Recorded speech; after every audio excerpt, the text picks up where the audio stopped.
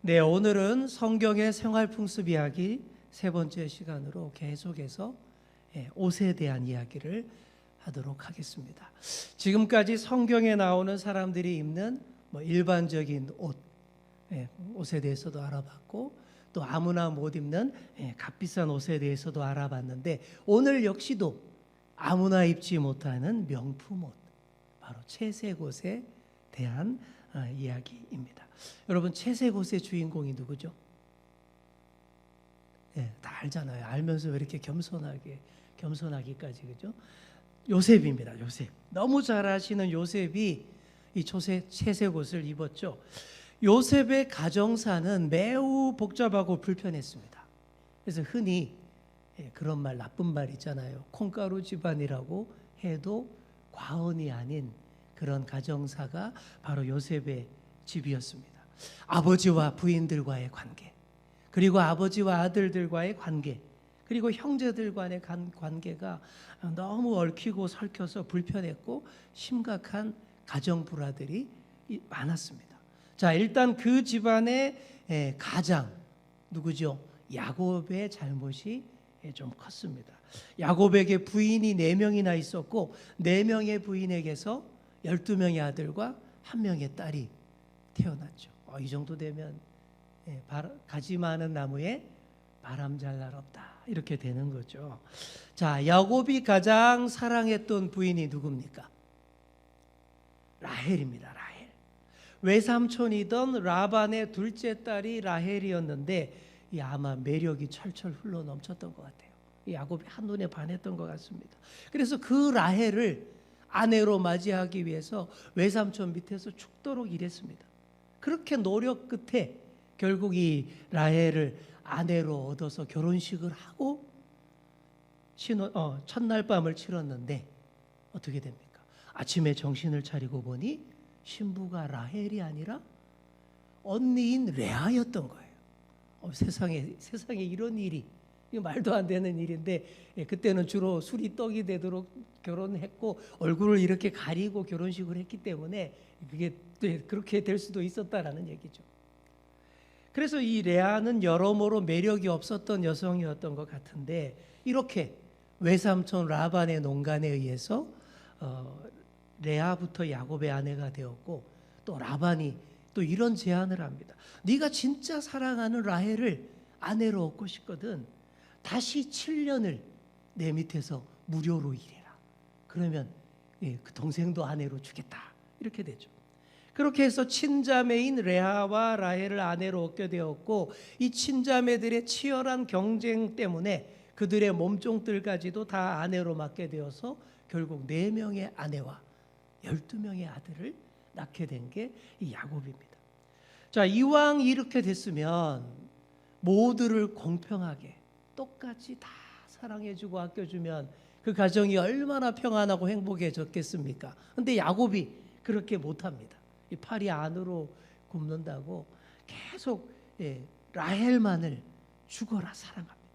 그러다 보니 라헬에게서 태어난 요셉과 베냐민을 정말 그렇게 사랑하는 거예요. 그 중에서도 요셉을 더 끔찍히 사랑했습니다.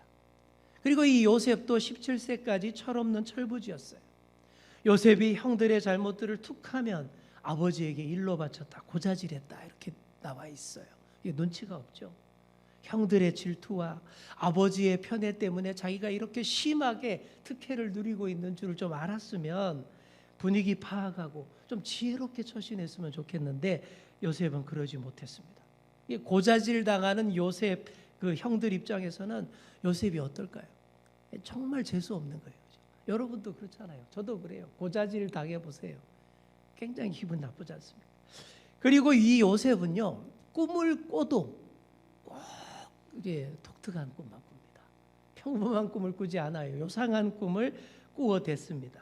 다른 가족들의 집단이 자기가 배워내온 집단 앞에 다 이렇게 고개를 숙여 절을 하더라, 그런 꿈을 말하지를 않나. 또 밤하늘의 해와 달과 형님 별들이 자기 별들에게 다 절을 했다, 이런 얘기를 하는 거예요. 그런 꿈 얘기를 자랑스럽게 얘기하는데 정말 참을 수 없는 순진무구함이요 철없음입니다. 형들이 부글부글할 수밖에 없는 거죠. 그래도 아버지가 이 요셉만을 편애하니까 뭐 어쩔 수가 없는 거예요. 야곱의 이 편애의 상징이 바로 이 채색옷입니다. 야곱의 편애의 상징. 자, 오늘 읽은 본문 3절을 보시면 이렇게 되어 있죠. 아버지가 요셉에게만 채색옷을 지어 입혔다. 이렇게 나와 있죠. 여러분, 도대체 채색옷이 어떤 옷일까요? 여러분 생각하시기에는 말 그대로 채색옷이니까 여러 가지 색깔이 다 다양하게 들어간 화려한 색동적 오리, 그런 거 생각할 수 있겠죠. 자, 이 채색옷을 킹 제임스 버전 영어 성경에서도 그런 식으로 번역을 했어요. A coat of many colors 이렇게 돼 있어요. 이 영어 번역대로라면 정말 색깔이 많이 들어간 옷이 맞겠지요. 그러나 원어 성경에서 찾아보셔야 됩니다. 히브리어 성경에서 찾아보시면 히브리어 원문에서 이 채색옷을 찾아보면 이렇게 나와 있어요. 화면 보여주시죠. 자, 채색옷 뭐라고 돼 있어요? 케토네트 파심. 발음하기도 참 어려운데, 그죠? 오늘 찬양들이 다 발음하기 어려운 찬양들이었는데 케토네트 파심. 이게 히브리어는 이렇게 우리랑 반대로 읽는 거 아시죠? 오른쪽에서 왼쪽으로 읽습니다. 케토네토 파심 이렇게 되어 있는데, 자, 이게 무슨 말이냐 하면 이 말 그대로 보면 알록달록한 채색옷과는 색깔과는 전혀 관련이 없어요. 영어나 우리말에서 채색옷이라고 번역한 것은 딱히 좋은 말로 번역할 게 없으니까 그냥 보기 좋게 이렇게 그냥 번역을 좋게 번역한 것뿐입니다. 자, 설명을 드리자면 성서 시대에 우리 유대인들이 입는 옷은 크게 5가지로 구성되어 있었어요. 속옷, 겉옷, 그 다음에 허리띠, 그리고 머리에 쓰는 두건, 그리고 샌들, 이렇게 이게 정통 복장이 5가지인데, 자, 이 5가지 옷 중에서 속살에 제일 가까운 옷이 속옷인데 이것을 히브리어로 방금 봤던 케토네트라고 하는 거예요. 속옷. 자, 그런데 오늘 우리가 입고 다니는 이 속옷과는 완전히 다릅니다. 오늘 우리가 속옷만 입고 밖에 나가면 어떻게 될까요? 완전히 얼레리 꼴레리 되고 창피를 당하고 심하면 정신병자로 잡혀갑니다. 그런데 유대인들의 이 속옷 개념은 우리랑 완전 달라요. 이 케토네트라고 불리는 성경의 속옷은 우리의 그런 팬티 러닝 이런 게 아니라 그냥 제일 안쪽에 입는 옷, 이런 의미예요. 아시겠죠? 그러니까 그 사람들은 속옷이 따로 없어요. 쉽게 말하면 제가 이렇게 자켓 입고 있죠. 안에 이게 케토네트란 얘기입니다. 이게 속옷이란 얘기예요. 그들에게는. 그런 식으로 생각하시면 됩니다. 자, 그래서 이 편안한 옷인 거예요. 한마디로 편안한 옷이라서 이 옷을 입고 밖에 나가서 모든 볼일을 다 받습니다. 뭐 완벽한 외출복은 아니었지만 밖에서 일할 때 흔히 편하게 입는 옷이 유대인들이 말하는 케토네트 속옷, 그런 개념입니다.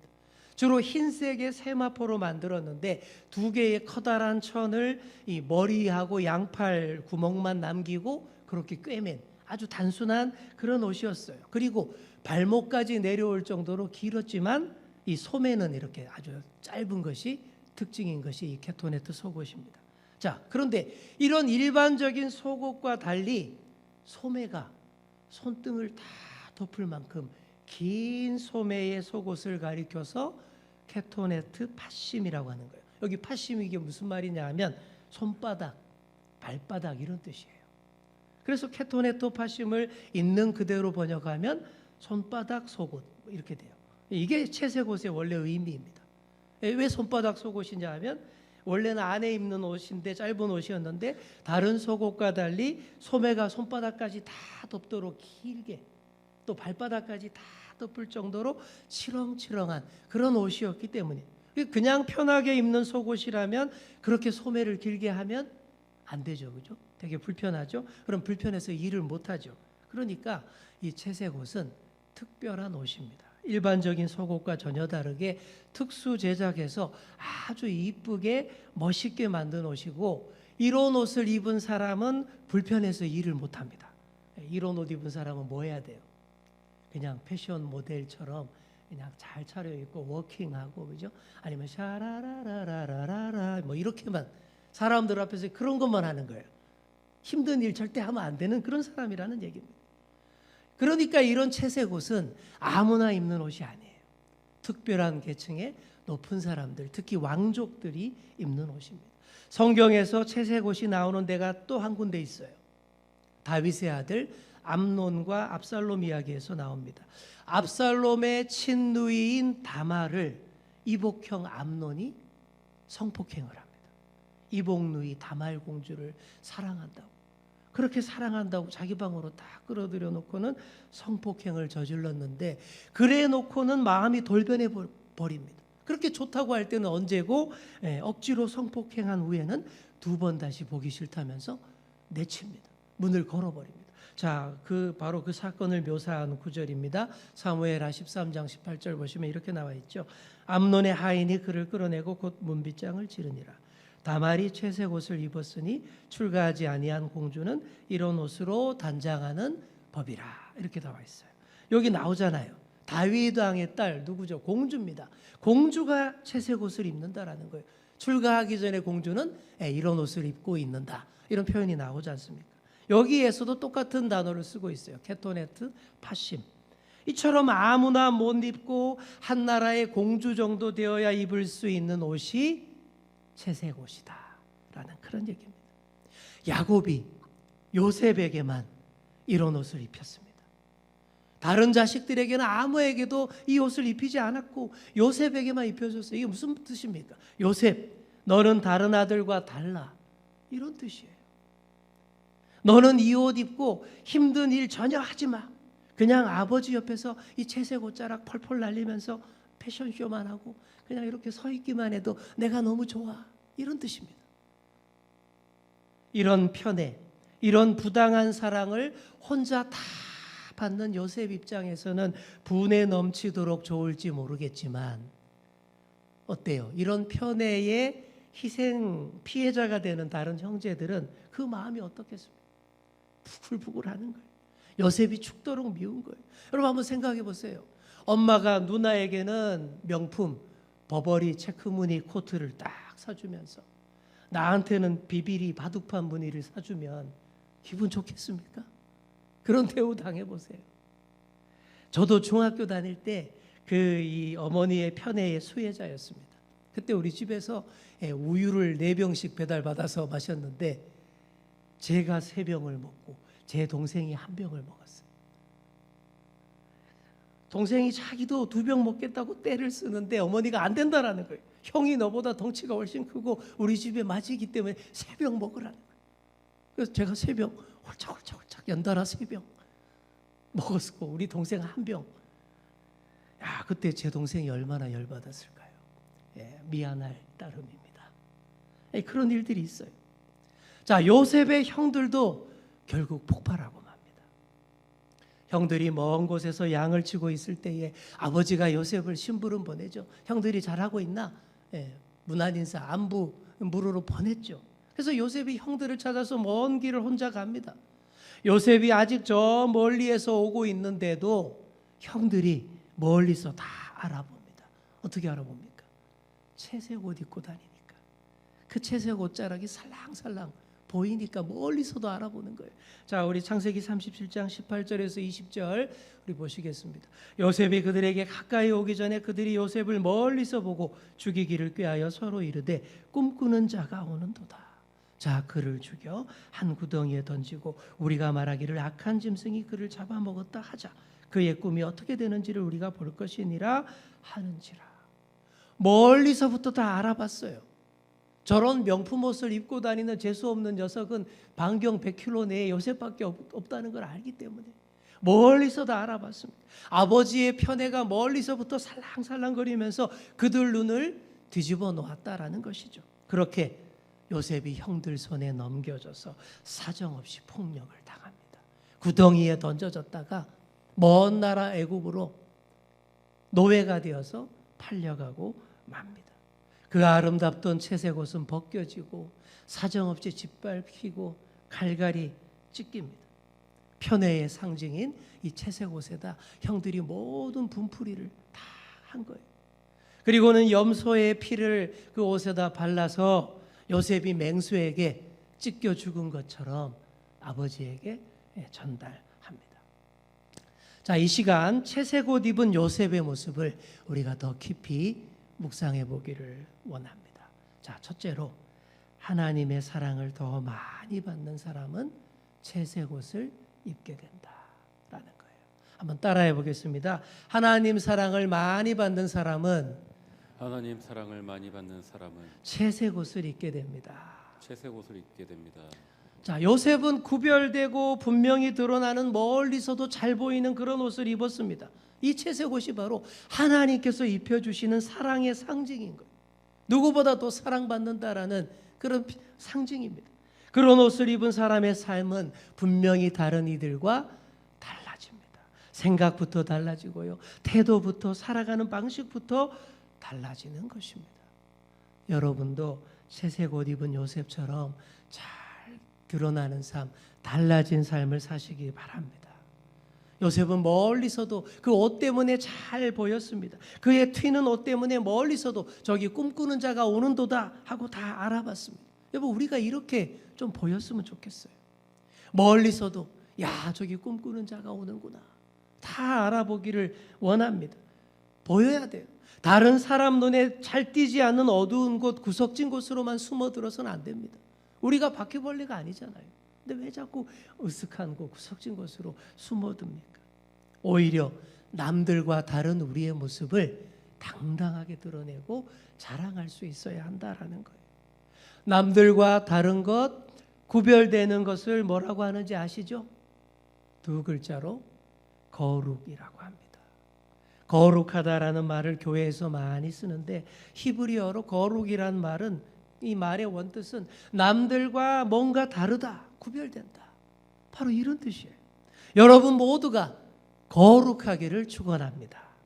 뭐 고리타분하고 보수적이고 엄숙하고 거룩거룩 뭐 이런 게 거룩이 아니에요. 세상에 다른 사람들과 뭔가 확실하게 달라 보이는 것, 그게 거룩이라는 말이에요. 그것이 바로 채색 옷을 입은 것처럼 남들과 확연하게 구별되는 그런 삶의 모습인 것입니다. 사랑하는 성도 여러분, 믿음 없는 세상 사람들과 똑같이 하려고만 하지 마시기 바랍니다. 그들은 하나님도 모르고 그저 세상의 헛된 것들만 막 쫓아다니는 그런 것뿐입니다. 그거 따라가고 그거 자꾸 닮으려 하다가는 패가 망신해요. 여러분은 이미 채색 옷을 다 입으신 분들인 줄 믿습니다. 세상과 다른 옷을 우리 하나님께서 우리에게 입혀주셨어요. 특별히 사랑받는 자녀다라고 찜해 주신 겁니다. 그런 모습을 자랑스럽게 여겨야 합니다. 숨김없이 당당하게 드러낼 수 있어야 합니다. 그리고 남들과 다른 구별된 거룩한 삶을 살아보십시오. 하나님께서 더 아름답게 빛이 나게 해주시고 또 채색 옷에 딱 어울리는 그런 사람이 되게 하실 것입니다. 요셉의 생애가 그랬어요. 여러분도 다 그렇게 되기를 소망합니다. 자, 둘째로 따라하겠습니다. 채색 옷 입은 사람은 꿈을 꾸며 꿈을 가지게 됩니다. 꿈을 가지게 됩니다. 요셉이 그랬잖아요. 꿈을 꿨는데 그게 그냥 개꿈 아니에요. 하나님이 주신 꿈입니다. 그냥 자기가 그냥 그렇게 꾼 꿈이 아니에요. 의미 없는 꿈이 아닙니다. 하나님이 주신 꿈이에요. 그러니 요셉도 가족들에게 자신의 꿈을 당당하게 선포했습니다. 하나님 주신 꿈이고 비전이기에 부끄러워할 필요가 없었기 때문이죠. 하나님께서 나에게 뭔가 특별한 계획을 가지고 계시는구나, 그렇게 생각하고 당당하게 자신 있게 그 삶을 살아갔습니다. 하나님이 주시는 꿈은 혼자만의 야망과 욕심을 채우는 꿈이 아닙니다. 꿈꾸는 인생이었던 요셉의 삶을 한번 보십시오. 요셉 때문에 어떻게 됐어요? 요셉 때문에 그 주변 인물들이 다 복을 받았어요. 요셉을 노예로 샀던 보디발의 집이 복을 받았고, 요셉을 총리로 앉혔던 애굽의 그 바로가 복을 받아서 더 강대한 나라가 됐습니다. 당시 기근으로 굶어 죽을 운명이었던 수많은 민족들, 수많은 여러 백성들이 요셉 때문에 다 살 수 있게 되었습니다. 여러분, 이런 것이 바로 복의 근원이라고 하는 거예요. 복덩어리라고 하는 거예요. 혼자 복받아서 잘 먹고 잘 사는 것이 아니라 나 때문에 내 주변 사람들이 덩달아 다 복을 받아서 잘 좋게 되는 것, 이게 바로 복의 근원이고 복덩어리인 거예요. 바로 이런 꿈을 꾸어야 된다라는 그런 얘기입니다. 꿈을 꾸기 시작한 17살 때부터 요셉의 인생은 시작됐습니다. 사랑하는 성도 여러분, 꿈을 꾸기 시작할 때부터 하나님의 자녀로서의 인생이 시작되는 줄 믿습니다. 따라해 보겠습니다. 꿈을 꾸는 그 순간부터 내 인생이 시작된다. 내 인생이 시작된다. 네, 이 세상은 환경과 조건을 가지고 자꾸 얘기를 해요. 환경과 조건을 가지고 판단합니다. 니네 집안 형편이 어떻게 돼? 돈은 좀 있니? 재산은 있니? 너는 뭘 가졌니? 네가 어떤 학교 나왔니? 자꾸 그런 질문합니다. 하지만 성경은 그렇게 말하지 않습니다. 인생의 승부는 어떤 꿈을 꾸고 있느냐에 달려있다. 바로 그 얘기를 하는 거예요. 사랑하는 성도 여러분, 여러분은 지금 무슨 꿈을 꾸고 있습니까? 아유, 목사님 이 나이에 무슨 꿈을 꿉니까? 그죠? 그런 생각 있으시죠? 아닙니다. 이 나이에 더 꿈을 꾸셔야 돼요. 하나님 앞에서 누구든 꿈을 꿔야 되고 꿈을 가져야 됩니다. 무슨 거창한 꿈 꾸라는 그런 얘기가 아니에요. 어떻게 하든 예수님 더 사랑하고 예수 잘 믿고 나 때문에 하나님이 영광 받으시기를 원합니다. 바로 이런 꿈, 그 꿈이면 돼요. 다른 꿈 필요 없습니다. 그리고 또 한 가지가 있다면 우리의 자녀와 다음 세대를 위한 꿈을 여러분이 꾸셔야 돼요. 그게 또 중요하겠죠. 제가 오래전에 읽은 책 중에 이런 책 제목이 이렇게 긴 책이 있었습니다. 제가 읽었던 책 중에 제목이 제일 긴 책입니다. 어느 선교사님이 쓴 책인데 제목이 이래요. 10대의 꿈을 꾸고 20대에 준비하여 30대의 영향력을 바라는 인생이 되라. 책 표지에 제목만 그냥 쫙 깔려 있더라고요. 요셉이 그렇게 살았습니다. 10대의 꿈을 꾸고 20대의 모진 시련과 고통을 겪으면서 훈련을 다 받았고 30대에 당시 세계를 지배하던 애굽의 총리가 되어서 온 세상에 선한 영향력을 끼치는 인물이 되었지 않습니까? 여러분의 자녀들이 그리고 여러분의 손주들이 다 이렇게 되기를 축원합니다. 바로 이런 꿈 꿔야 되지 않겠습니까? 그렇게 될 수 있도록 다음 세대에 위하여 꿈을 꾸시고 간절히 기도하시는 그런 여러분 다 될 수 있기를 축원합니다. 마지막 셋째로 채색 옷 입은 것 때문에 많은 시련을 받을 수도 있다라는 사실, 이게 또 있습니다. 요셉이 형들의 미움을 받아서 애굽의 노예로 팔려가 수십 년의 세월을 고생했어요. 세상이 채색 옷 입는 자, 꿈꾸는 자를 너무 싫어하기 때문입니다. 그러나 절대 절망할 필요 없습니다. 누구보다 하나님의 사랑을 더 많이 받기 때문에 오는 결과다. 이렇게 생각하시면 됩니다. 요셉도 극심한 고난 속에서 하나님의 사랑을 잊어버리지 않고 꿈을 계속 지켰습니다. 그래서 훗날 많은 민족들을 다 살리는 하나님의 구원 역사의 도구가 될 수 있었습니다. 수많은 고난 속에서도 역경 속에서도 절망하지 않고 꿋꿋하게 자기의 꿈을 지켜나간 그 요셉, 여러분 꼭 기억하시기 바랍니다. 여러분은 세상에서 예수님 때문에 얼마나 손가락질 받고 있습니까? 뭐 내가 잘 못해서 당하는 그런 고난이 아니라 정말 예수님 때문에 다 당하는 고난이라면 절대 낙심할 필요 없습니다. 주님이 입혀주신 채색 옷 입었기 때문에 확 드러나기 때문에 그래서 요셉처럼 당하는 고난이다 라고 생각하시면 됩니다. 우리 주님은요 채색 옷 입고 꿈꾸는 자가 고통을 당할 때에 늘 그 곁에 함께 하시는 줄 믿습니다. 절대 떠나지 않으시는 줄 믿습니다. 그래서 꿈꾸는 자 요셉이 승리할 수 있었던 것입니다.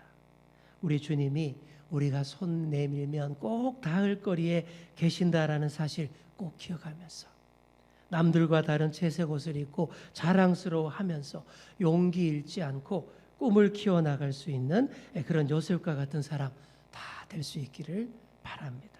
여러분들이 모두 채색 옷 입은 요셉이 되시기 바랍니다. 가정에서든 직장에서든 일터에서든 어디서든 주님의 채색 옷 입고 채색 옷 입으면 채색 꿈을 꿀 수밖에 없어요. 채색 옷 입으면 채색 꿈을 꿉니다. 남들과 다른 꿈이겠죠. 그리고 그 꿈꾸는 자답게 살아갈 수밖에 없습니다. 더 예수님 닮아가는 삶으로 수놓아 갈 수밖에 없습니다. 그게 바로 채색 옷 입은 자의 인생인 줄 믿습니다. 여러분들의 삶이 그렇게 되기를 원합니다. 더 예수님 닮아가는 삶 될 수 있기를 소망합니다. 그 마음